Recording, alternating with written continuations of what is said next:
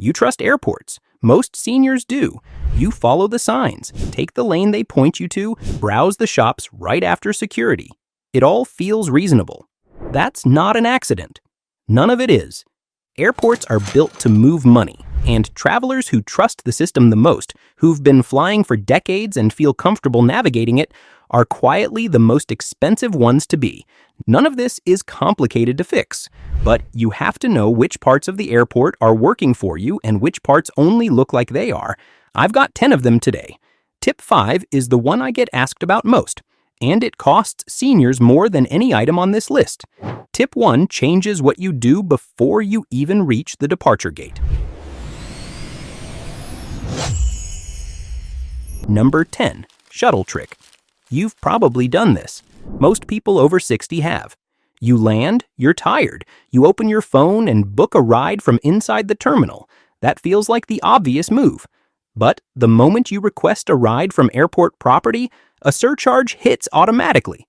Between $4 and $15, depending on the airport, added before your driver even starts moving. Then come the pickup zones. Crowded, confusing, drivers looping, signs pointing 4 directions at once. Picture this. You've just landed in Orlando after a 4-hour flight. You want to sit down. Instead, you're standing on a curb trying to find a white Camry with a plate that starts with H. Here's what most people never think to check. Every major airport is surrounded by hotel shuttles, Holiday Inn, Marriott, Best Western, running continuously, officially for guests. In practice, nobody checks. You ride 2 minutes to a quiet hotel entrance and book your ride from there. No surcharge, no chaos, faster pickup, better lighting, no crowd. Your defense. On landing, walk past the rideshare curb to the hotel shuttle bay. Take any shuttle. Ride to the hotel entrance, not your final destination. Open your app there. Same car, same driver, no airport fee. Works at nearly every major U.S. airport. The next one is about something you've had in your bag for years, and it's quietly advertising your empty house to strangers. Number 9. Address tag trap. Nobody told you this one was a problem. That's exactly the point. Your luggage tag has your home address on it. It moves through 6 airports, gets handled by people you'll never meet, sits visible on a baggage carousel for 20 minutes. And what it says isn't just, here's how to reach me if this gets lost. It says, I'm traveling far from home. My house is currently empty. That's not a theory. Residential break-ins linked to luggage tag information have been documented. Solo senior travelers are targeted more often because the travel pattern is predictable. Retired, traveling alone, gone for 10 or 14 days. Consequences first. A retired school counselor from Tucson came home from a 2-week Alaska cruise to find her back door had been forced. She'd had her full address on her checked bag for 11 years running. Same bag, same tag. The address was the only public record of her departure. Your defense. Remove your home address from every tag right now, before your next trip. Replace it with your name, mobile number, email address only. That's enough for any airline or honest person to reach you. Magic phrase, I'd like a QR privacy tag, not a printed address label. Luggage stores and Amazon carry them under $8. Here's where most seniors get caught off guard, and it's a program most of them have never once been told exists. Number 8. TSA Cares. This one surprises almost everyone. TSA runs a free federal assistance program called TSA Cares. It's built specifically for travelers with medical devices, mobility concerns, or anything that makes standard screening difficult. You get a dedicated assistance officer, not a random screener who's never seen your equipment, who walks you through the checkpoint personally and at your pace.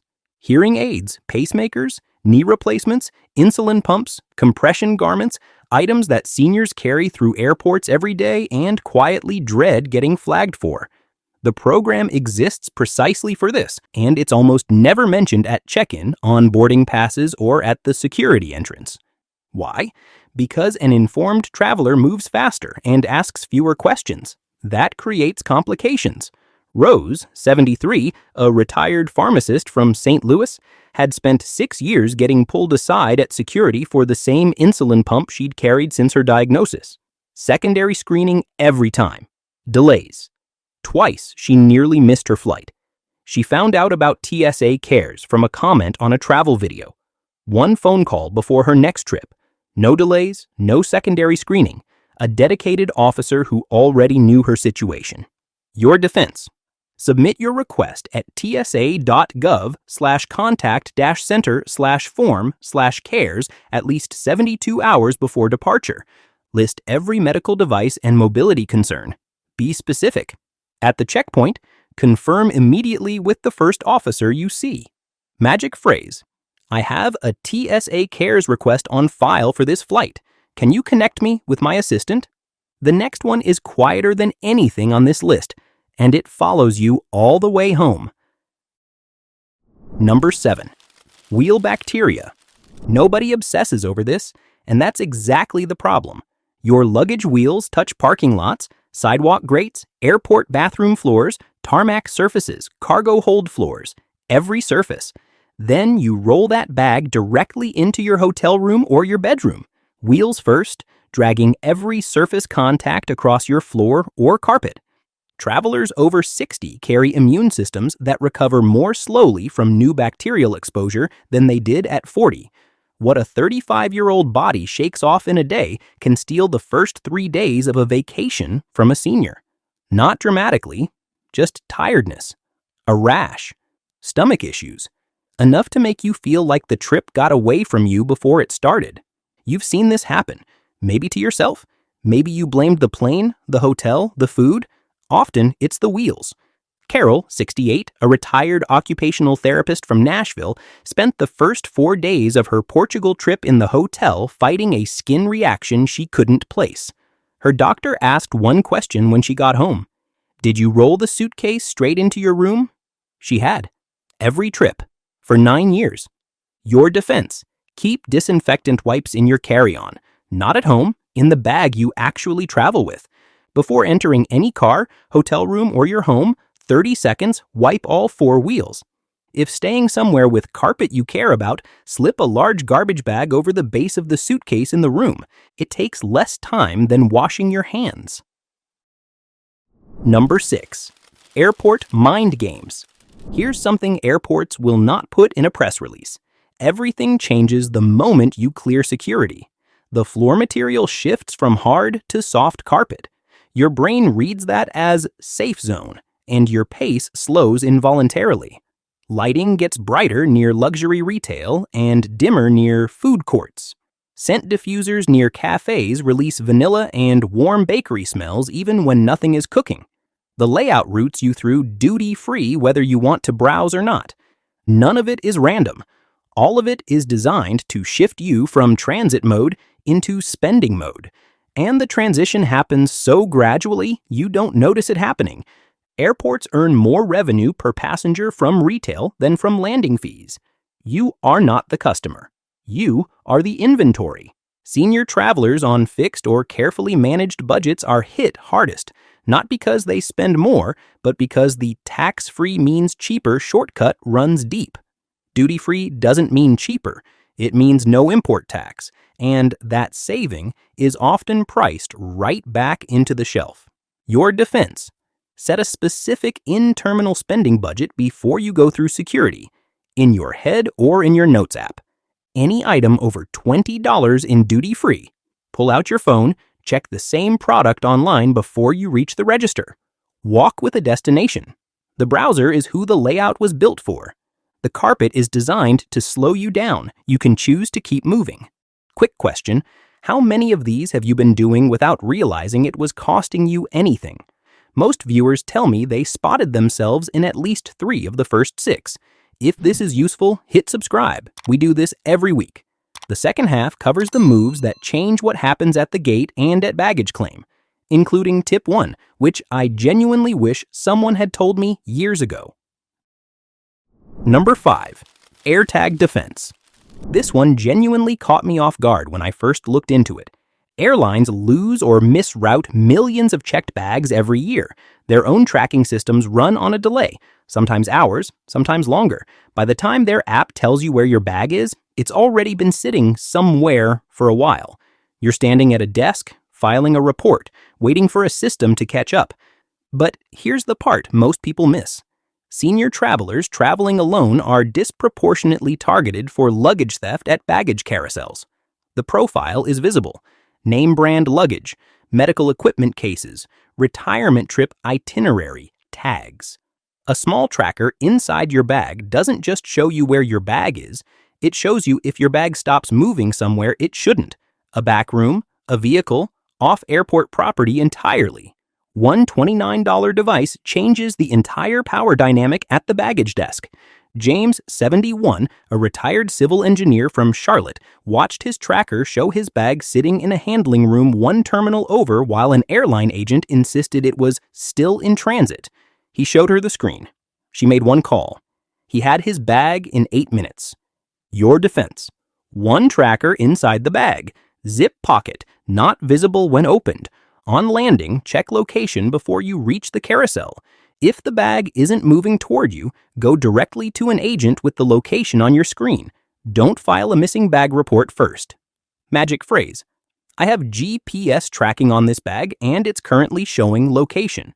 Can someone check that area right now? The next one is the one most people think they already know, and almost nobody actually does right. Number 4. Duty-free reality. This sounds simple. It isn't. Duty-free means no import tax. That's all it means. It doesn't mean cheap. It doesn't mean the lowest price available. The tax saving gets priced back into the shelf cost more often than most people realize. And airports know exactly when you're most likely to trust a tax-free label without checking. Right after clearing security, when you feel relieved and you've earned a reward and your guard is down. That's not a coincidence. That's the design. Bundled products and exclusive airport sizing make comparison shopping harder on purpose. You can't quickly Google same bottle, same size because they've created a version you can't directly compare. Consequences first. Robert and his wife spent $190 on 2 cognac bottles at a major international airport, confident they were getting a deal. He checked prices 2 days later.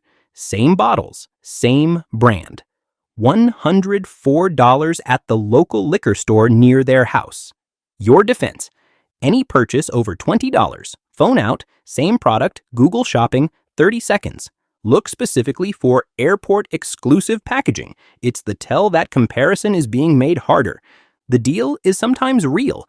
The assumption that it's always a deal is what costs you. That one's about what airports charge you. This next one is about what airlines give away quietly, if you know how to ask. Number 3, upgrade positioning. Nobody announces upgrades. That's intentional. When a flight has empty premium seats close to departure, airlines resolve it quietly. Gate agents scan the manifest for the easiest passenger to move, someone who seems flexible, calm, present, not buried in their phone at the far end of the gate. Seniors who've checked in at the right time and are visibly accessible match this profile almost exactly. The window is narrow. Too early. Seat assignments are locked. Last minute, decisions are already made. The move is arriving at the gate 45 to 55 minutes before boarding, checking in once and staying nearby. Not asking, being available. A retired bank manager from Raleigh, 70, got upgraded to first class on a cross-country flight. Not through miles, not through a bidding app. She was standing near the gate desk with her boarding pass, ready when 2 first-class seats opened up 40 minutes before boarding. The agent looked up. She was right there. Your defense: arrive at your departure gate 45 to 55 minutes before boarding, not earlier. Check in once with the agent, then stay visible and accessible near the desk. Keep your boarding pass ready and your demeanor calm. You want to look easy to move. Magic phrase: I'm completely flexible on seating if that's ever helpful for your team. Once, quietly, and then let it work. Number 2, early flight edge. This one is about control, and seniors who figure it out stop booking afternoon flights entirely. Air travel runs on chain reactions. One delay early in the day ripples through every aircraft that follows. Wrong city, late crew, missed connection, cascading chaos. By noon in any major hub, the system is recovering. By 3 p.m., it's still recovering. The afternoon flight you booked because it felt more civilized is the one sitting on the tarmac, waiting for a gate. Early morning flights operate in a separate environment. Your aircraft was parked overnight. It's ready. Air traffic is lighter. Security lines are a fraction of peak length. Weather is more stable. Your connection window is protected before the day's delays compound. For seniors managing energy carefully, or traveling with mobility equipment, or simply not wanting to spend 2 unplanned hours on a runway, this isn't a minor preference. It's a structural choice that puts you in control of your own itinerary. Your defense. On any route where timing is flexible, book the first or second departure of the day. Use Google Flights Delay History tab. It shows which routes and times have the worst track records at your specific airport. Build in 15 minutes more buffer than you think you need at security. That calm checkpoint is worth the early alarm. And now, the one move that changes everything when your bag doesn't show up. Number 1. Baggage Claim Power Move. Here's what airlines count on: that you don't have real-time data when you walk up to the desk. When a bag gets misrouted, the airline's system updates on a delay. Their app shows in transit, while your bag is already sitting in a handling room. You have no leverage. You file a report, you wait, you hope. That process can take hours or days. Senior travelers alone lose this leverage most. The assumption, and it's an accurate one for airlines, is that an older traveler filing a claim won't have current location data, won't push back confidently, and won't know exactly what they're entitled to ask for. The process is designed around that assumption. One AirTag inside your checked bag flips the entire dynamic. Barbara, 69, a retired school principal from Dallas, landed in Seattle to find her bag missing from the carousel after 40 minutes of waiting. Her tracker showed it stationary in a room labeled Ground Operations, 2 concourses over. She walked to the nearest airline desk, not the baggage claim desk, the ticket desk, showed the agent the screen, used the phrase, and asked for a supervisor by name. She had her bag in 11 minutes. The agent who helped her said, "Most people just file the report and wait. You're the first person today who actually knew where it was." Your defense. 1 tracker per checked bag, inside a zip pocket not visible from outside. Before you join the carousel crowd, check the location on your phone. If it's not moving toward you, go directly to an agent with the screen open. Skip the claim form entirely. If the first agent hesitates, ask for a supervisor. You have the data. They don't. Magic phrase. I have GPS tracking on this bag and it's showing it's in location right now. I need someone to physically check that area, not open a claim. Here's the part that catches most seniors completely off guard, and it happens before the airport, before the flight, before you even book. There's a specific airline seat selection policy that changed quietly across most major U.S. carriers this year. Travelers who don't know about it before checkout end up paying for a seat they were entitled to for free. And it's the aisle and window seats specifically. That's what I'm breaking down next. It's on the screen right now. See you there.